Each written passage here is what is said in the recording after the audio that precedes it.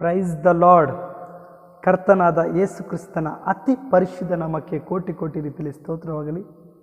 ಕೀರ್ತನೆ 34:1 ಸುಂದರವಾಗಿದ್ದಂಥ ಒಂದು ವಾಕ್ಯ ಇದೆ. ನಾನು ಯೆಹೋವನನ್ನು ಎಡಬಿಡದೆ ಕೊಂಡಾಡುವೆನು, ಆತನ ಸ್ತೋತ್ರವು ಯಾವಾಗಲೂ ನನ್ನ ಬಾಯಲ್ಲಿ ಇರ್ತದೆ ಎಂಬುದಾಗಿ. ನನ್ನ ಪ್ರೀತಿಯ ಸಹೋದರ ಸಹೋದರರೇ, ಕರ್ತನ ವಾಕ್ಯವು ಎಷ್ಟು ಸುಂದರವಾಗಿದೆ ನೋಡಿ. ಯಾವಾಗಲೂ ಆತನ ಸ್ತೋತ್ರ ನನ್ನ ಬಾಯಲ್ಲಿ ಇರ್ತದೆ ಎಂಬುದಾಗಿ ಹೇಗೆ ವಾಕ್ಯವಿದೆ, ಅದೇ ರೀತಿಯಲ್ಲಿ ನನ್ನ ಜೀವಿತದಲ್ಲೂ ಯಾವಾಗಲೂ ಕರ್ತನ ಮಾಡಿದ ಉಪಕಾರವನ್ನು ಸ್ತುತಿಸುವುದು ನನ್ನ ಒಂದು ಹಾಬಿಯಾಗಿದೆ ಪ್ರಿಯರೇ. ನನ್ನ ಹೆಸರು ಚಂದ್ರ ಅಂಥೇಳಿ, ಚಿಕ್ಕಮಗಳೂರು ಜಿಲ್ಲೆ, ಕೊಪ್ಪ ತಾಲೂಕು, ಚೌಕಿ ಎಂಬ ಸಣ್ಣ ಪುಟ್ಟ ಒಂದು ಹಳ್ಳಿಯಲ್ಲಿ ನಾನು ವಾಸ ಇರ್ತೀನಿ. ಅದೇ ರೀತಿಯಲ್ಲಿ ದೇವರ ಸನ್ಮುಖದಲ್ಲಿ ನಾನು ಯಾಕೆ ಈ ವಿಡಿಯೋ ಮಾಡ್ತೀನಿ, ಅನೇಕರು ಹೇಳ್ತಾರೆ ಮ್ಯೂಸಿಕ್ಕೊಂದಿಗೆ ಅಥವಾ ಸಭೆಯಲ್ಲಿ ಅಥವಾ ಮನೆಗಳಲ್ಲಿ ಈ ಆರಾಧನೆ ಮಾಡೋದು ನಾವು ನೋಡಿದ್ದೀವಿ. ನೀವೆಲ್ಲ ಕಡೆ ಸ್ಥಳಗಳಿಗೆ ಹೋಗಿ ಆರಾಧನೆ ಮಾಡ್ತಿರಲ್ಲ, ಎಲ್ಲಿ ಸಿಗತ್ತೆ, ಯಾವ ಜಾಗ ಸಿಗತ್ತೆ ಅಂತ ನೋಡಿ ಎಲ್ಲ ಕಡೆ ಹೋಗ್ಬಿಟ್ಟು ಮೊಬೈಲ್ ಇಟ್ಕೊಂಡು ದೇವ್ರನ್ನ ಸ್ತುತಿಸ್ತಾರೆ ಎಂಬುದಾಗಿ ಹೇಳಬೇಕಾದ್ರೆ ನನ್ನಲ್ಲಿರುವಂಥ ಒಂದು ಪ್ರಶ್ನೆಗೆ ಉತ್ತರ ಇವತ್ತು ಎಲ್ಲರಿಗೂ ಹೇಳಲಿಕ್ಕೆ ನಾನು ಇಷ್ಟಪಡ್ತೀನಿ. ನಾನು ಯಾಕೆ ಆ ಥರ ಮಾಡ್ತೀನಿ ಅಂದರೆ, ಇವತ್ತು ನೋಡಿ ಅನೇಕ ಜನರು ಆರಾಧನೆ ಅಂದರೆ ನನ್ನ ಪ್ರಕಾರ ನನ್ನ ಮನಸ್ಸಿಗೆ ದೇವರು ಮಾಡಿದ ಉಪಕಾರ ಒಂದೊಂದು ನೆನೆದು ಹೇಳುವಾಗ ಆತನು ಮಾಡಿದ ಉಪಕಾರಗಳು ಸಾವಿರಾರು ಸ್ತೋತ್ರ ಬಲಿ ಯಜ್ಞಗಳು ಆತನ ಪಾದ ಸನ್ಮುಖದಲ್ಲಿ ಸಮರ್ಪಿಸಿದರೂ ಸಾಕಾಗೋದಿಲ್ಲ. ಆತನು ಮಾಡಿದ ಅಷ್ಟು ಉಪಕಾರ ನಮ್ಮ ಜೀವಿತದಲ್ಲಿ ಕರ್ತನ ನಮ್ಮ ಜೀವಿತದಲ್ಲಿ ಮಾಡಿದ್ದಾನೆ. ಅದನ್ನು ನೆನೆಸ್ಕೊಂಡಾಗೆಲ್ಲ ದೇವರು ನಮ್ಮ ಸ್ತುತಿಸೋಣ, ದೇವರು ನಮ್ಮನ್ನು ಕೊಂಡಾಣ ಎಂಬುದಾಗಿ ನನ್ನಲ್ಲಿರುವಂಥ ದಾಹ ಪ್ರಿಯರೇ.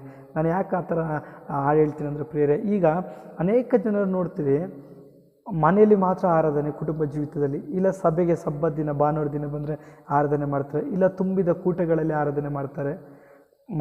ಒಳ್ಳೆಯದು, ಮಾಡಲಿ, ಸಂತೋಷ. ಆದರೆ ನನ್ನ ಪ್ರಕಾರ ನಿಜವಾಗ್ಲೂ ನಾನು ಅರ್ಥಕೊಂಡಿದ್ದ ಪ್ರಕಾರ ಆರಾಧನೆ ಖಾಲಿ ಮನೆಗೆ ಮಾತ್ರ ಸೀಮಿತ ಅಲ್ಲ, ಅಥವಾ ಸಭೆಗೆ ಮಾತ್ರ ಸೀಮಿತ ಅಲ್ಲ, ಅಥವಾ ಏನಾದ್ರು ದೊಡ್ಡ ಪ್ರೇಯರ್ ಮೀಟಿಂಗ್ಗಳಲ್ಲಿ ಮಾತ್ರ ಸೀಮಿತ ಅಲ್ಲ. ನಾವು ಕಾಲಿಡುವ ಜಾಗವೆಲ್ಲ ಕರ್ತ ನಮ್ಮನ್ನು ಮಹಿಮೆ ಸಲ್ಲಿಸಬೇಕು. ಅದು ನನ್ನ ಉದ್ದೇಶ. ನನ್ನ ವಾಯ್ಸ್ ಹೆಂಗೆ ಇರಲಿ, ನನ್ನ ಹಾವಭಾವ ಹೇಗೆ ಇರಲಿ, ಕರ್ತನು ನನ್ನ ಹೃದಯ ನೋಡುವಂಥ ದೇವರಾಗಿದ್ದಾನೆ. ದೇವರು ನಿಜವಾಗ್ಲಿ, ಯಾಕಂದರೆ ಮನುಷ್ಯರಾದರೆ ನಮ್ಮ ಮುಖವನ್ನು ನೋಡ್ತಾರೆ, ನಮ್ಮ ರಾಗ ನೋಡ್ತಾರೆ, ಏನು ಮ್ಯೂಸಿಕ್ ಇಲ್ಲ, ಏನು ಬ್ಯಾಕ್ಗ್ರೌಂಡ್ ಇಲ್ಲ, ಏನಿಲ್ಲ, ಏನು ಈ ಥರ ಮಾಡ್ತಿದ್ದೆ ಹುಡುಗ ಎಂಬುದಾಗಿ. ಆದರೆ ನಾವು ನಿಜವಾಗ್ಲೂ ಸಭೆಯಲ್ಲಾಗಲಿ ತುಂಬಿದ ಕೂಟಗಳಲ್ಲಾಗಿರ್ತಾರೆ, ನಾವು ಲೋಕದ ಜನಗಳ ಮೆಚ್ಚಗೆ ಹೋಗಿದ್ರೆ ಯಾವುದೇ ರೀತಿ ಮೆಚ್ಚೋಕ್ಕಾಗಲ್ಲ. ನಾವು ಯಾವತ್ತೂ ವ್ಯೂವ್ಸಿಗೋಸ್ಕರನ ಅಥವಾ ಸಬ್ಸ್ಕ್ರೈಬಿಗೋಸ್ಕರನ ಆರಾಧನೆ ಆಗಲಿ ವಾಕ್ಯಗಳನ್ನಾಗಲಿ ನಾನು ಯಾವತ್ತೂ ಇದು ಮಾಡಬಾರ್ದು. ಯಾಕಂದರೆ ಕರ್ತನ ಸನ್ಮುಖದಲ್ಲಿ ಪ್ರಿಯರೇ, ನಾವು ಯಾವಾಗಲೂ ಕರ್ತನ ನಾಮನ್ನು ನಾವು ಯಾವಾಗ ಮೇಲೆ ಕೊಂಡಾಡಬೇಕು. ಇದು ನಾನು ಪರ್ಸ್ನಲಾಗಿ ನಾನು ಅನುಭವಿಸಿದ್ದು ಏನು ವಿಷಯ ಅಂತ ಹೇಳಿದ್ರೆ, ನಾನು ಯಾವುದೇ ಕಾರಣಕ್ಕೆ ವ್ಯೂವ್ಸಿಗಾಗಲಿ ಸಬ್ಸ್ಕ್ರೈಬ್ಗಾಗಲಿ ನಾನು ನಿಜವಾಗ್ಲೂ ಯೂಟ್ಯೂಬ್ ಚಾನಲ್ ಓಪನ್ ಮಾಡಿಲ್ಲ. ನನ್ನ ಯೌವನ ಕಾಲದಲ್ಲಿ ನನ್ನ ನನ್ನ ಕೊನೆಯ ಉಸಿರುವರೆಗೂ ನನ್ನ ಜೀವಮಾನ ಕಾಲವೆಲ್ಲ ದೇವರು ನಮ್ಮನ್ನು ಸ್ತುತಿಸಿ ಕೊಂಡಾಡುವಂಥ ರೀತಿ ನಾನೊಂದು ವಿಡಿಯೋ ಮಾಡಿಬಿಟ್ಟು ಯೂಟ್ಯೂಬಲ್ಲಿ ಇಟ್ಬಿಟ್ರೆ ನೀವು ಅನ್ಕೋಬೋದು, ಯಾಕೆ ಯೂಟ್ಯೂಬೇ ಹಾಕ್ಬೋದು, ಸೇವ್ ಫೋಲ್ಡ್ರಲ್ಲಿ ಮಾಡ್ಬೋದಲ್ಲ ಅಂತ. ತುಂಬ ಮಾಡಿದ್ದೆ, ಮೊಬೈಲ್ ಹಾಳಾಗೋದು, ಮತ್ತು ಮೊಬೈಲ್ ಒಡೆದೋಗೋದು, ಡಿಸ್ಪ್ಲೇ ಹೋಗ್ಬಿಡೋದು, ಏನೋ ಒಂದು ನನ್ನ ಮೊಬೈಲ್ ಸಮಸ್ಯೆಯಿಂದ ಮಾಡಿದ ವೀಡಿಯೋಗಳೆಲ್ಲ ಡಿಲೀಟ್ ಆಗಿಬಿಡ್ತಿದ್ದು. ಹಾಗಾಗಿ ಒಂದು ಪ್ಲ್ಯಾನ್ ಮಾಡಿದೆ, ಯೂಟ್ಯೂಬಿಗೆ ಹಾಕ್ಬಿಟ್ಟೆ. ಯೂಟ್ಯೂಬಿಗೆ ಹಾಕಿಬಿಟ್ಟಾದ್ಮೇಲೆ ಏನಾಯ್ತು ಅಂತ ಹೇಳಿದ್ರೆ, ಯೂಟ್ಯೂಬಲ್ಲಿ ಏನಂದರೆ ಯಾವುದೇ ಕಾರಣಕ್ಕೂ ನಮ್ಮದು ವೀಡಿಯೋ ಅಪ್ಲೋಡ್ ಮಾಡಿದ್ರೆ ಡಿಲೀಟ್ ಆಗೋಲ್ಲ. ಆ ನಂಬರ್ ಇರ್ತದೆ, ಆ ನಂಬರು ನೆನ್ಪಿಟ್ಕೊಂಡ್ರೆ ನಾವು ಯಾವುದೇ ಮೊಬೈಲ್ ತೊಗೊಂಡ್ರು ನಮಗೆ ಆ ವೀಡಿಯೋ ಎಲ್ಲ ಸಿಕ್ಬಿಡುತ್ತೆ.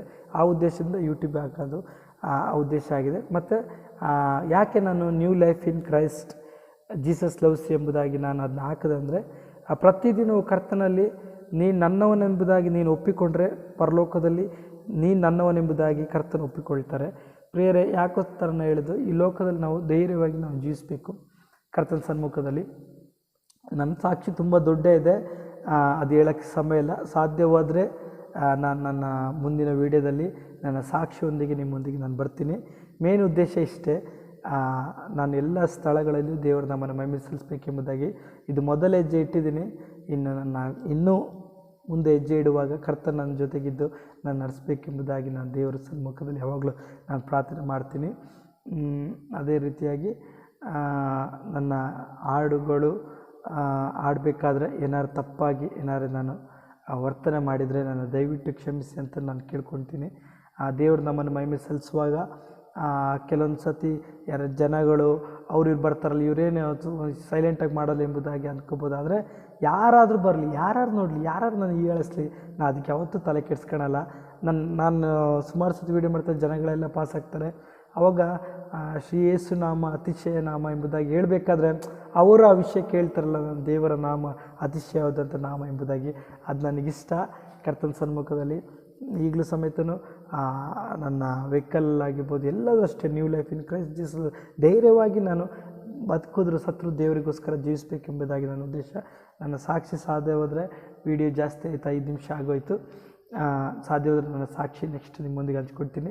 ನನ್ನ ಹಾಡಿನ ಉದ್ದೇಶ ಹೀಗೆ, ದೇವರ ನಮ್ಮನ್ನು ಮಹಿಮೆ ಸಲ್ಲಿಸಿ ಇನ್ನೂ ಸಾಕಷ್ಟು ಹಾಡುಗಳನ್ನು ಹಾಡಿ ಸಾಕಷ್ಟು ದೇವರು ನಮ್ಮ ಸ್ತುತಿಸಿ ಹೊಗಳಿ ಎಲ್ಲ ಸ್ಥಳಗಳಲ್ಲಿ ದೇವರು ನಮ್ಮನ್ನು ಕೊಂಡಾಡಿ ಆ ದೇವರು ನಾ ಮಹಿಮೆ ಸಲ್ಲಿಸ್ತೀನಿ.